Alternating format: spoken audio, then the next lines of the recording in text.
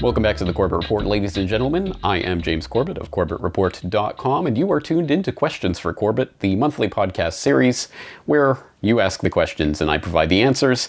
This is edition 30 of the QFC podcast for the month of June 2016, and if you're watching the video version of this, you're lucky enough not only to see my beautiful smiling face, but also my comfy chair for a change. So I hope I don't lean back and get too comfortable, but I am nice and comfortable for this conversation, and that's a good thing because we have a lot of comments and questions to go through as usual. And as always, if you do want to get your questions in for this series, there are many ways to do so. Of course, you can contact me through the contact form on CorbettReport.com, where you can also leave a message via the SpeakPipe application that can play audio. So you can leave an audio question. You can hit me up via Twitter using the QFC hashtag, and or you can upload a video question to YouTube or Vimeo or any other video sharing site and let me know that it's there so that I can play it on the next edition of this series.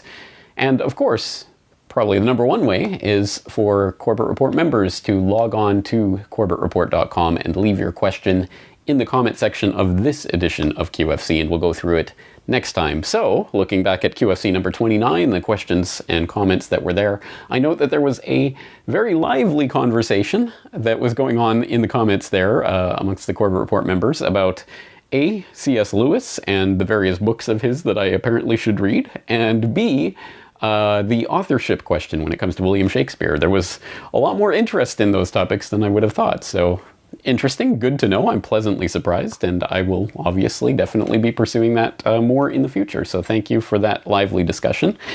Let's turn to the first question, this one from Corbett Report member Fantasy of Nothing, who writes, "There are reports that could be used to support the idea that the US and its allies support ISIS. There are also reports that say that the US is attacking ISIS.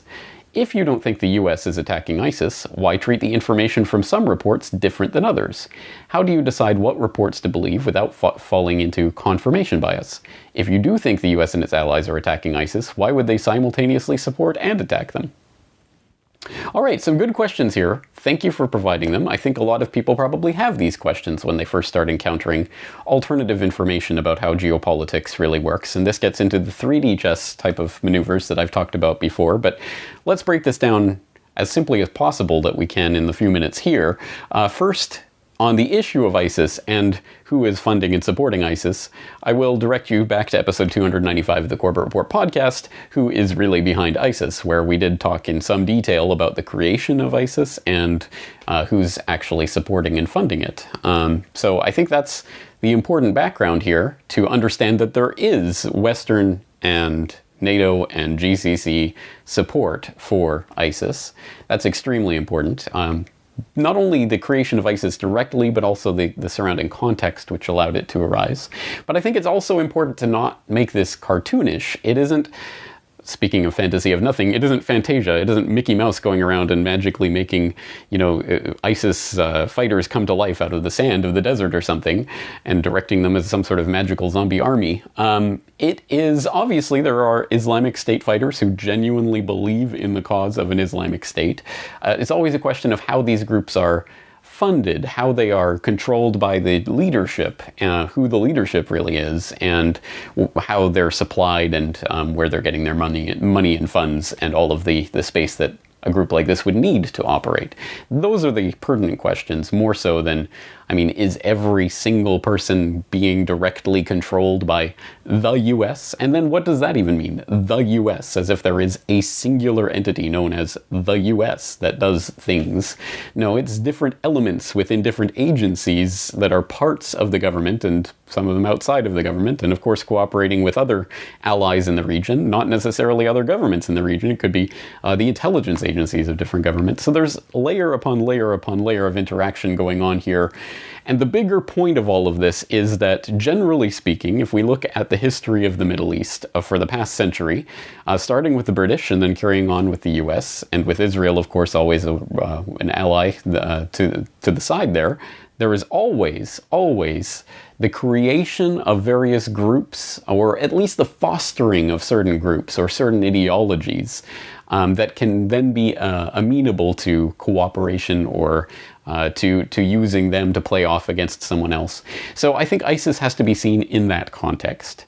It also has to be seen in cooperation or in consolidation with the other groups that are also fighting with the Syrian government that are not ISIS, including the Al-Nusra Front, which is Al-Qaeda for all intents and purposes, and which the US is actively supporting and funding and coddling, as we saw recently with the revelation that Russia has said, yes, the US has asked us to stop bombing al-Nusra because, oh, we're also hitting the moderate rebels that are on the side of the US. So there is a whole smorgasbord of players involved in Syria, and they all have their own pieces of what they want to get out of it. But to make it into a singular thing is quite too simplistic.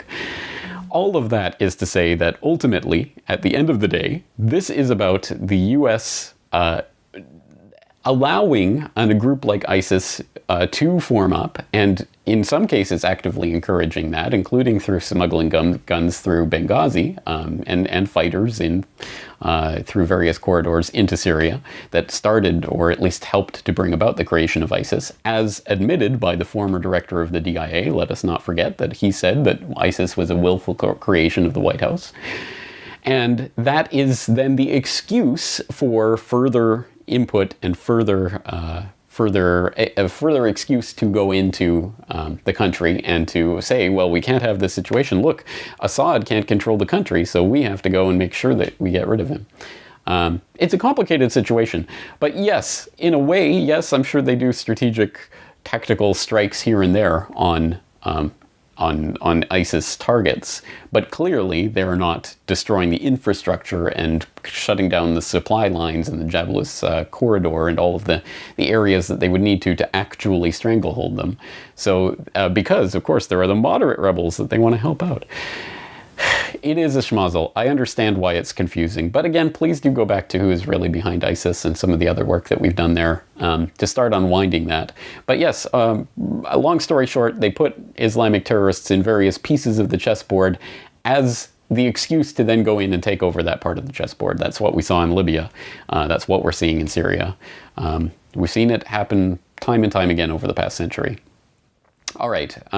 There's more to be said on that, but I think that's the best way I can articulate it in this short time. Okay, next we're going to go to an audio question that again was left by the SpeakPipe application on the contact form of CorbettReport.com. This is a question in from Dreadcat. Hey James, here Dreadcat. I would like to add a questions for Corbett.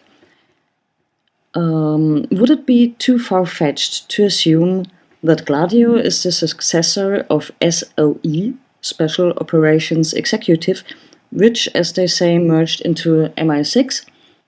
Thank you. Bye. Thank you very much for the question, Dreadcat, and I hope that we're all on the same page and we all understand what Operation Gladio is about and what it is. But if not, never fear, of course, there's a podcast episode in the archive with all the answers to your questions. I have an episode going way back talking about Operation Gladio and paper-clipped Nazis, but more recently, back in episode 256, we did Gladio Revisited. So that might have some pertinent information about the context of what Operation Gladio is or was and why it was important. And then, of course, there's Gladio B, the ongoing continuing operation, which obviously I did the Gladio B interview series with Sibel Edmonds on, which is, I think, probably some of my most important work. So if you haven't checked that out, please go to the show notes for this episode of QFC and check it out. But specifically on this question, is Gladio the successor of SOE, which merged into MI6? The answer is yes, and for more detail on the answer, we can go to the seminal work by Daniel Ganser, NATO's Secret Armies, Operation Gladio, and Terrorism in Western Europe, namely page 40, where he writes, in July 1940, British Prime Minister Winston Churchill ordered the creation of a secret army under the label SOE to set Europe ablaze by assisting resistance movements and carrying out subversive operations in enemy-held territory. SOE was placed under the command of the Labour Ministry of Economic Warfare under Hugh Dalton. After German forces had occupied France and seemed unstoppable, Minister Dalton insisted that a secret war had to be fought against the German forces in occupied territories. This democratic international must use many different methods, including industrial and military sabotage, labor agitation and strikes, continuous propaganda, terrorist acts against traitors and German leaders, boycotts and riots. In total secrecy, a resistance network had thus to be installed by daredevils of the British military and intelligence establishment. What is needed is a new organization to coordinate, inspire, control, and assist the nationals of the oppressed countries who must themselves be the direct participants. We need absolute secrecy, a certain fanatical enthusiasm, willingness to work with people of different nationalities, complete political reliability. Under Minister Dalton, operational command of SOE was given to Major General Sir Colin Gubbins, a small, slight, wiry Highlander with mustache who was later to be influential in the build-up of the British Gladio. The problem and the plan was to encourage and enable the peoples of the occupied countries to harass the German war effort at every possible point by sabotage, subversion, go-slow practices, coup de main raids, etc. Gubbins described the task of SOE, and at the same time to build up certain secret forces therein, organized, armed, and trained to take their part only when the final assault began. SOE was a carbon copy of Operation Gladio, born in the midst of the Second World War. So that's the short answer to the question, or the somewhat short answer. Obviously, the much longer answer is in the full context of NATO's secret armies. That book, which again is one of the seminal works on Operation Gladio, really extremely important, with a lot of detailed information about how it came about and where it came from and what it did. So please do turn to that book if you want more information. All right, moving right along, let's get to the next question. We have Camille writing an email. My sister-in-law and her fiancé are both currently stationed in Japan with the US Navy. He's out later this year, but she has a few years yet.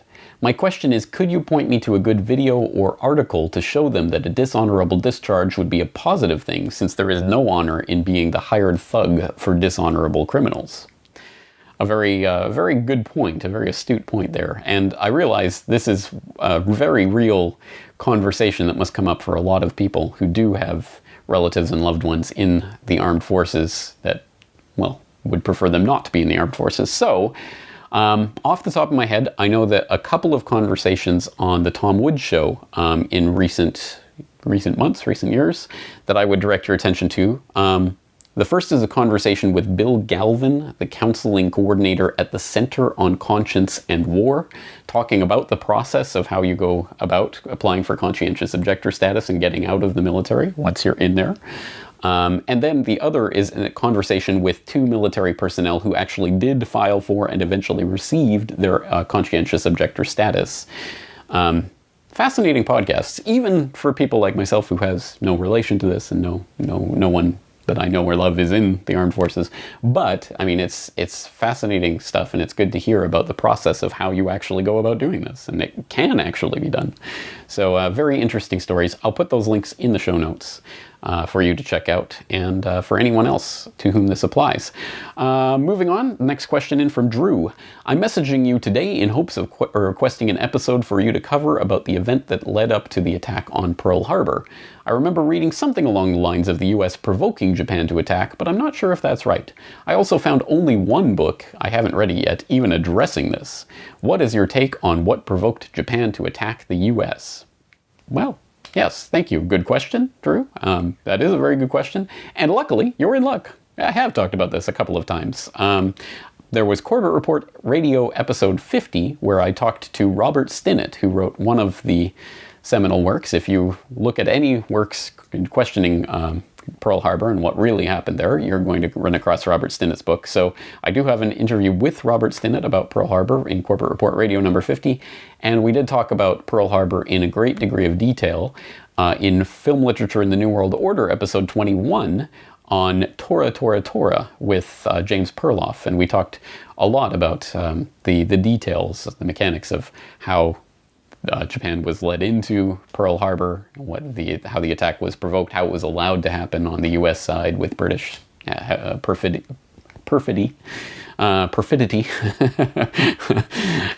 Excuse me, folks, it's late at night as I'm recording this, so I might be making words up. But yes, perfidious Albion. Yes, so there's a couple of things in the archives where I do talk about that in some degree of detail. And this is more generally to the point that if you are looking for if I have ever covered something like Pearl Harbor in the past, once again, I'll remind you, please use the search bar on the sidebar of the website. Just type in Pearl Harbor and you will find these 2 episodes as well as anywhere else that I've mentioned or talked about an event like Pearl Harbor. All right, moving along. Next question in from David. What do you think of this new study reporting that GMOs are safe? It's been all over the net recently and I didn't know if you had a chance to look into it. Okay, so he's pointing to a Forbes article called Yes, GMOs Are Safe, another major study confirms. So let's break down this article.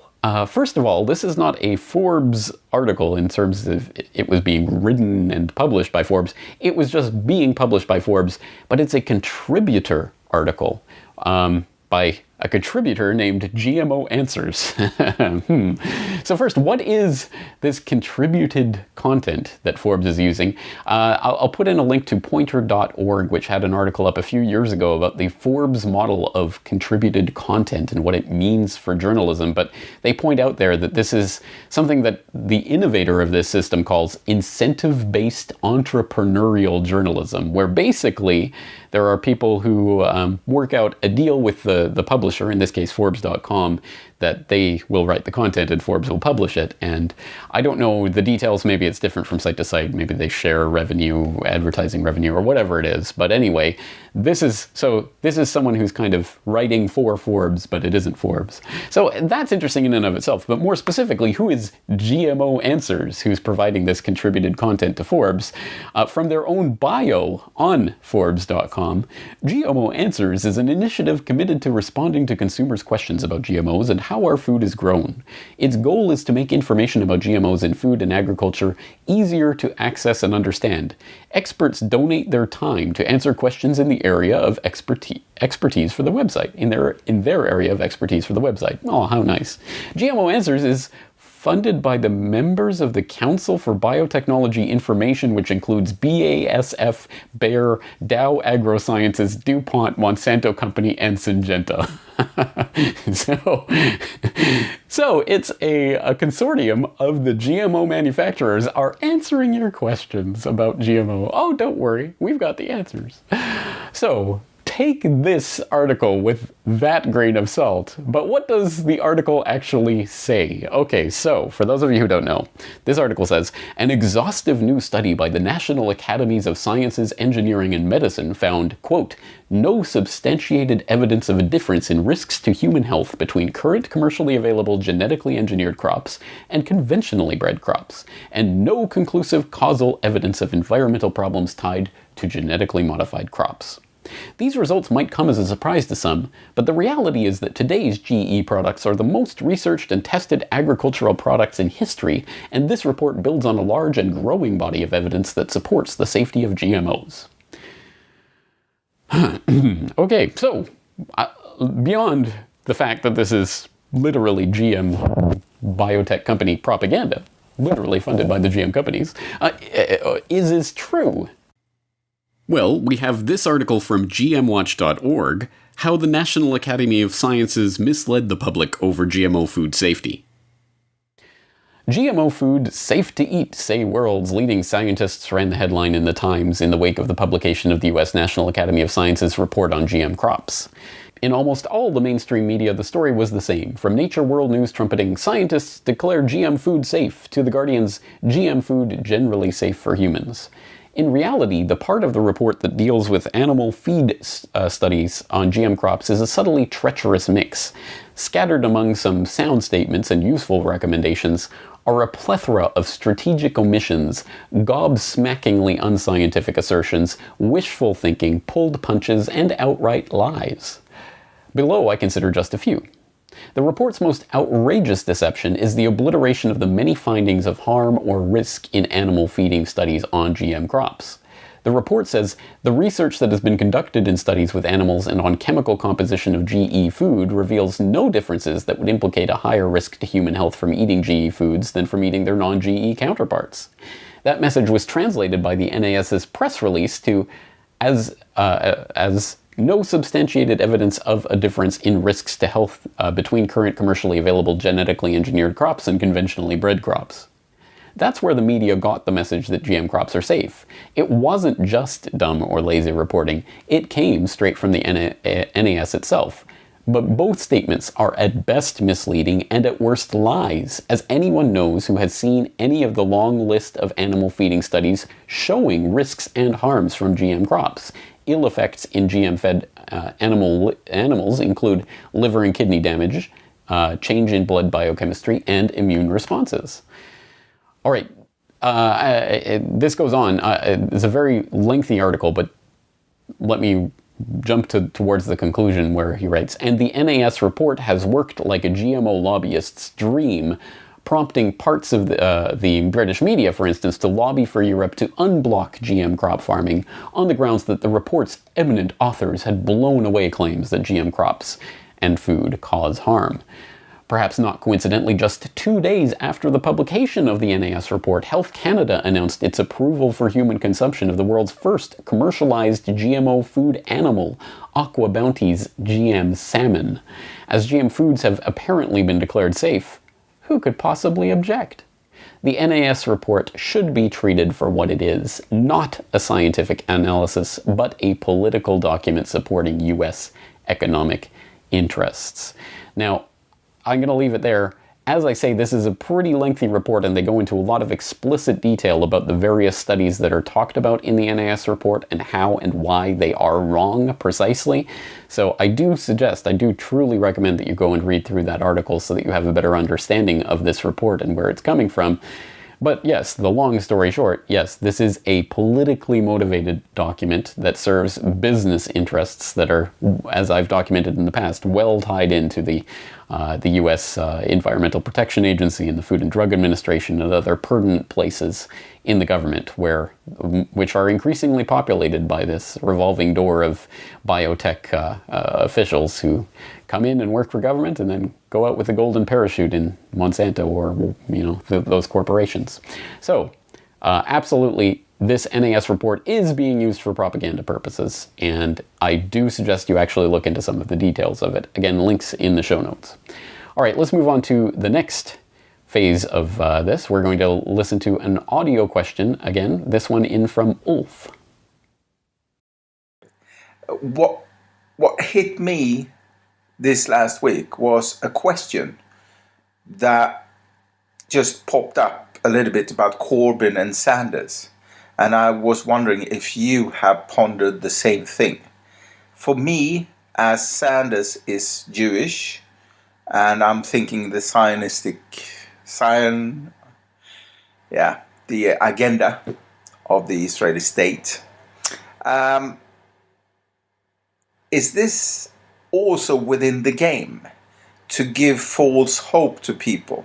That's what I felt like. It's kind of like both Bernie Sanders and Corbyn being pawns in a game to distract people what's actually going on.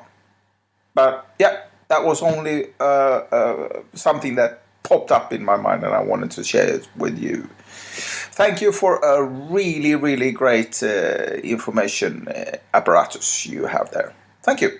Bye-bye. Thank you for the question, Ulf. I think that is the question for 2016, no matter which side of the Atlantic you're on. Maybe even over here in the Asia Pacific, but certainly with Corbyn and Sanders. And if we're talking about outsiders, quote unquote, of the political establishment, or people who are at least perceived to be outsiders and doing something different, let's throw the Trump train into that mix as well. Are these candidates genuinely something different, or is it just a political distraction that's allowed to, keep the masses happy and make them think that there is something out there? Whereas, again, as I think you're implying there, they don't even have to necessarily be consciously part of the agenda. They're just being allowed to have their play in this 2016 selection cycle in order to create the feeling that there's something different and, oh, well, see, the people do have a voice. That is an interesting perspective, but, I mean, now that Sanders, as we record this here in June 2016, is not officially out of the race yet, but for all intents and purposes, Hillary is the nominee. She's the selection. What did Sanders really accomplish in the end? What we have is a significant section of the Democratic base that is very disillusioned with the Democratic Party, does not like Hillary. Some of them might vote for Trump either despite Hillary or because they're more appealed, they find his policies more appealing. But a lot of them probably will just be angry, will probably cause some havoc at the DNC, and yes, I mean, heading into the fall, again, I don't see any way to avoid the type of political violence we've already seen starting to ratchet up. And, so one has to ask the question, maybe is the point of this cycle with these candidates saying these different things that are getting people hopeful and then dashing their hopes, is the point of this to lead us into getting people riled up, getting people angry, getting people more polarized, more divisive? Now it's not, these are the candidates and this is the spectrum of opinion. Now the spectrum, at least we can start to entertain ideas that are somewhere different on that spectrum. And is that opening up the space for people to get more riled up, to get more at each other's throats? This is the way that I see this playing out. I really do see the political violence ratcheting up from here. And I'm not saying necessarily that this election cycle is going to, devolve into all-out civil war in the United States or elsewhere, but it's heading in that direction. And I don't see that calming down anytime in the near future. Again, in November, regardless of who wins, do you think the other side is going to be placated and everyone's just going to go back and sulk and, I guess this person won the majority? I mean, do you think Hillary fans will be happy with the Trump presidency? Do you think Trump fans will be happy with the Hillary presidency? Of course not. There will be political violence that comes out of this, and I just don't know if I see a way out of that right now. And I think this is, again, I've talked about this many, many times in the past, and even in the last few months, quite specifically a few times. I think this is being directed to occur. And I've even heard the idea, well, we've had the last 8 years of people freaking out about possible gun control. So we've seen literally record gun sales in the United States over the last several years. And now all these guns, all these new gun owners, all this, the more people who actually have access to firearms, and now they're being pointed at each other. Yes, don't fight the powers, fight your neighbors. They're your problem. That is not good. And combine that with an economic catastrophe of some sort. I mean, even a Lehman level, let alone Lehman times 100, which is, what's possible given the way the system has been inflated since that time. I don't know. It's not a pleasant thing to think about, but I think we're going to have to start thinking about it. And this is, again, why it always comes down to what you can do, what you're able to do in the agoristic sense, or with building communities around you, because ultimately that's what's going to be there when everything else gets pulled out from under you. So we're heading into some bad times, and I think that these outside candidates, or however outside they may actually or not actually be, at any rate, I think part of the effect of this is to rile people up and to get them ultimately more polarized, more divisive, more at each other's throats. And I don't like where this is heading. All right. Well, on that sad note, let's move on to a related sad note. I have Hank writing in via email. I get mostly all my news from alternative media and links my friends send me. I see a conflicting narrative that seems to indicate doublethink on the part of my fellow skeptics. Are the Muslims about to conquer the West with terrorist attacks? Now my buddies seem to forget that 9/11, 7/7, Sikh temple shootings, etc., etc., etc. were false flags. I know we are all pawns in the game, but they seem to discard hard-won knowledge just to jump on the next bandwagon. Yes, very good observation, Hank. Unfortunately, a very good observation, and certainly, again, something I've noted here in the last several months is that, 9/11 and all that, 7/7, those were all false flags. Definitely, absolutely, inside jobs, intelligence operations. I mean, just no doubt about it. But the Muslims are going to get us, so we have to be against them and, go Trump, get the Muslims out of the U.S. Yeah, it seems like everything that we've been working towards in terms of educating the populace about false flag attacks and how they work and who they're really perpetrated by at the end of the day and what their purpose is going out the window right now. And it's almost like a flick of a switch. And yes, look, truth has never been popular. There was a period for a few years where it started to become more mainstream, but it's now going out the window and people are going to jump on the next bandwagon, which is, again, getting more at each other's throat. It's more about getting at your neighbors who disagree with you than it is about actually seeing the system and seeing the Gladio-style operations, whether it is actually Gladio B that's operating in the US and Europe right now to create these attacks, or whether this is just a Gladio-style operation. But either way, that clearly are being orchestrated and helped along. All of that information is going to go out the window. The fact that every single terror bust that the FBI has done in the past 15 years has been someone that they themselves helped set up and provocateur. Again, that information is going to be discarded because it's the evil Muslims. And again, the Muslim boogeyman is being drawn out. This is the age of the war on terror, and the neocons who set the ball in motion are laughing all the way to the bank, I guess, because people are still swallowing it. So, yes, again, what's the answer to this? I wish I had a simple answer. I mean, how do we prevent this? I think we just have to keep hammering the truth home. And again, it's never going to be very popular to be a truth teller, but we got to keep doing it. All right, let's move on to a Twitter question. This one in from @CycleSores, who said, I saw this new sign in Salem, Oregon. Do you think this trend may pop up with other goods and services? And for the benefit of those listening to this podcast rather than watching the video version, it's a sign of a gas station, and it shows differing prices depending whether you're paying cash or whether you're paying debit credit. And interestingly here, it's slightly cheaper if you pay cash rather than if you pay debit credit.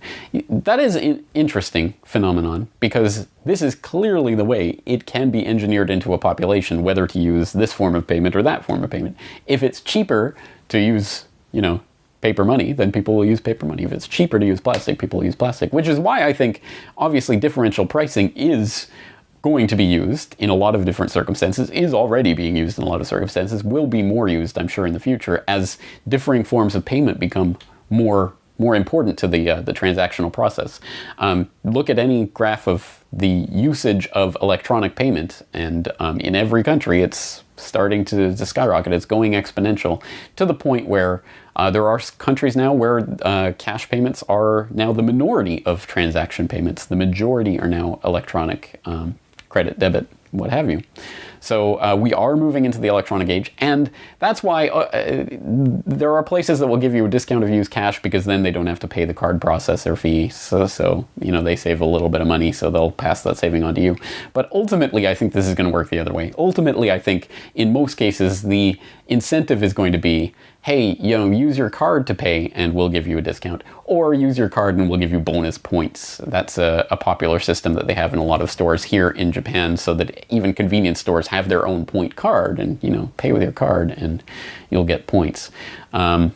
Which is the way of engineering society into accepting the cashless society, which is ultimately where we're heading, which is why I think ultimately that's going to be done. So this is related to that video that I showed in I can't remember which episode of the podcast it is, but I'll have the link in the show notes. You Are Being Gamed, where I talked about, there was this presentation where this person was laying out very specifically how governments in the future will engineer their citizens' behavior by offering various point games and incentives and rewards. If you take the bus to work instead of driving, you get points and you can redeem them for whatever, tax rebates or whatever it is. That is very much the style of the future, and that's the way I imagine this playing out more so. For individual retailers, yeah, maybe their incentive is to give you a cash discount if you pay with cash, but on the societal level, I guarantee you there's going to be increasing incentives to pay with electronic means, because that's where they want to engineer society. Moving on to the next question, again from the comment section of QFC number 29, we had Christian write in, as a huge fan of your work, and especially the FLNWO series, I have a question. Where can I find the early episodes? I understand that you've done episodes about The Insider and Blade Runner, but they are nowhere to be found. Could you please direct me on the right path, or if unavailable, please re-upload them? No, I can't. No, because the YouTube content ID system saw and flagged those videos because it dared to show a little bit of the movie that I was talking about. Fair use comment, of course, but that doesn't exist on a controlled platform like YouTube. So those early iterations of FL and WO have disappeared into the mist of time and never to be seen again. But, well, there is the possibility I will redo them in a different, more acceptable form in the future. But that is why the Film Literature and New World Order series is generally available as an audio podcast rather than a video podcast, so that it doesn't get flagged because, oh, I showed a little bit of the movie that we're talking about. So if you are interested in the Film Literature New World Order series, the best way to do that is to subscribe to the podcast feed. But Brock West, the video editor for CorbettReport.com, is working on making a video version of past episodes of that. So if you're not subscribed to the Corbett Report Extras YouTube channel, you can do that. So long story short, no, The Insider and Blade Runner are gone to the mists of time, but maybe we'll talk about them again in the future if there is sufficient interest from people out there, because they are interesting stories. All right, next, let's move on to Oscar, who writes, Hi James, when are you going to finish the book you're writing on the New World Order? I'm really looking forward to reading it. I am also really looking forward to passing along copies of it to friends. I think giving them a book on this topic instead of just sending them a link would bring more gravitas to it. I agree, Oscar, which is exactly why I wanted to write a book in the first place, and it's coming. Sure, it's coming. I've been saying this for 6 years now. So take it with a hefty grain of salt. But yes, I do want to publish a book. At this point, sitting down and physically putting physically on the screen, putting the book together and then actually printing it will be the big part, because I want to print a physical book for the reason that you say. Having a physical book does have more gravitas, plus I've always wanted to publish an actual book, and at the same time, it's the least censorable, disappearable form of media. Again, the electronic media that we have, if you're getting a Kindle version of a book or something, it's only as good as Amazon allows it to be, and they can take it away if they want, as they did once to an issue of 1984 that they took off the Kindle and removed from everyone's Kindle, even if they'd purchased the book. They just removed it in an Orwellian feat of censorship. So I do want to have a physical book, and that's why I'm going to print it and sell it myself. I've looked at different ways of doing this, and I've thought about selling it through Amazon, but I don't want to go through that rigmarole. I don't want to support that company, and I don't want to support their business practices, so I'm going to try selling it myself. But again, all of this I have to do on top of everything I'm doing on the Corbett Report website, so it'll get here when it gets here, and you'll know about it when it gets here, don't worry. All right, Ragadaga writes, in the last QFC, Brock mentioned that you would explain the history of the word okay before recording this episode. Could you share that history with the rest of us? It's one of those things I didn't know that I wanted to know until Brock brought it up. No. Subscribe to the Corbett Report, and you can get the subscriber-only videos, including the edition you're talking about, which I believe was in May. The May subscriber-only video was me talking about the origins of the word okay via a book that I was reading at the time.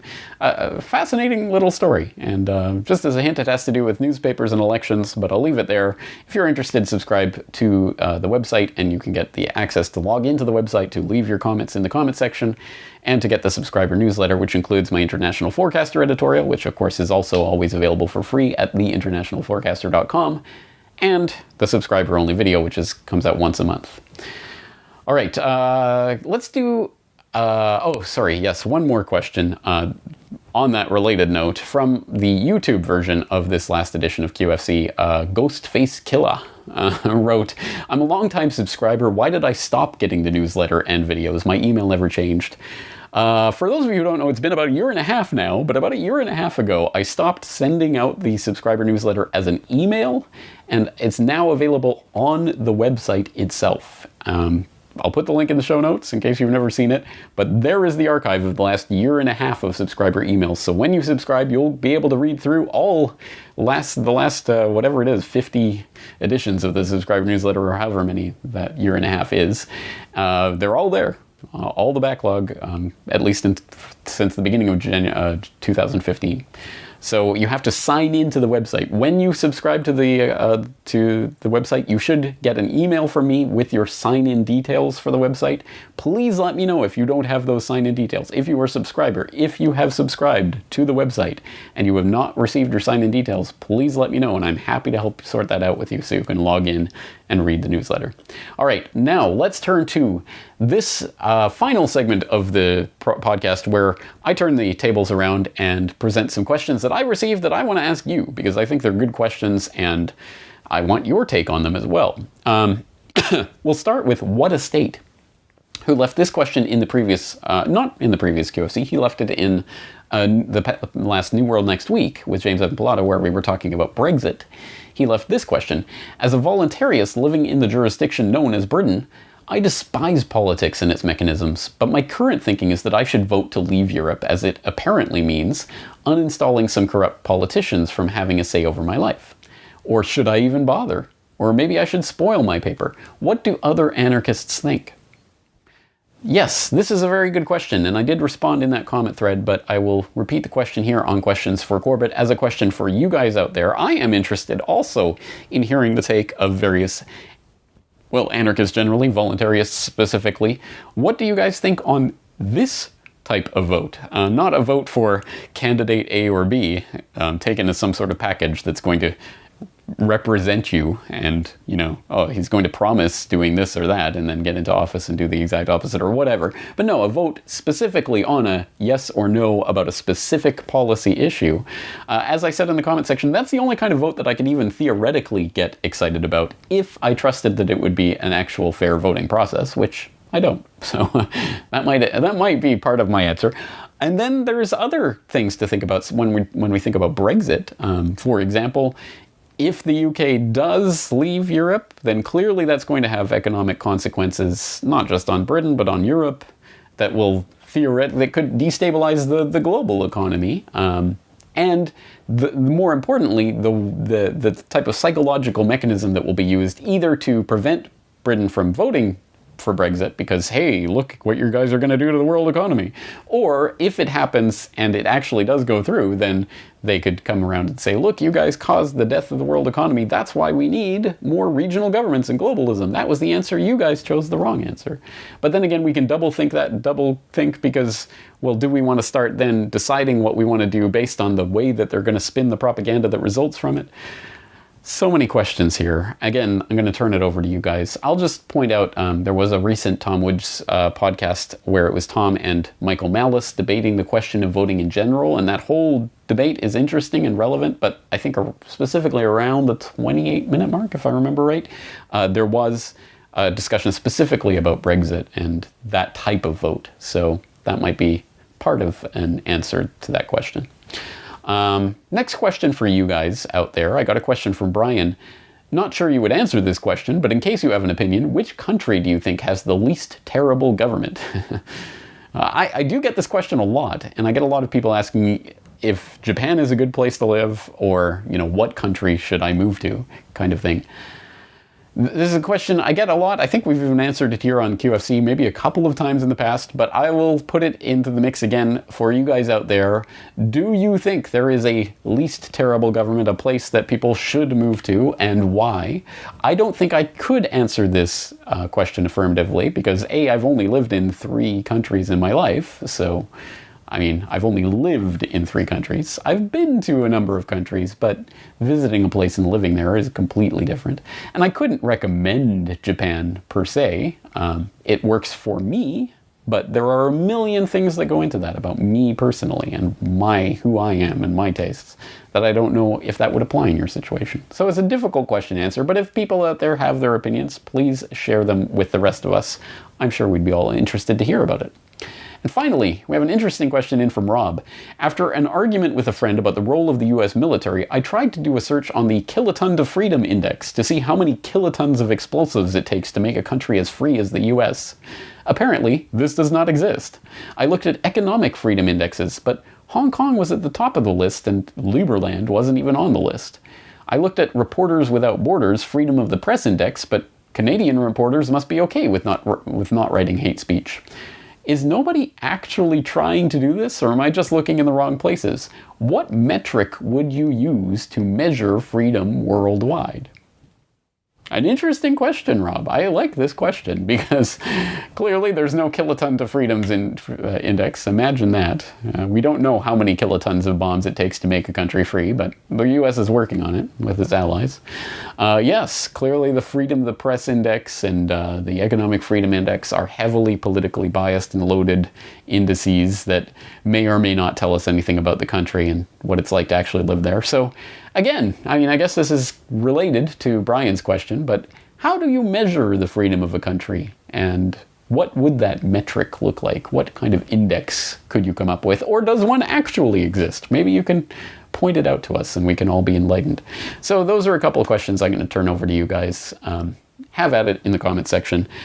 And of course, bring me your questions for the next edition of this, QFC edition 31 coming up next month. Again, there's always too many questions to possibly go through them all, so I do appreciate them all. I do try to go through as many as I can in each edition, and if I don't get to yours specifically, don't take it personally.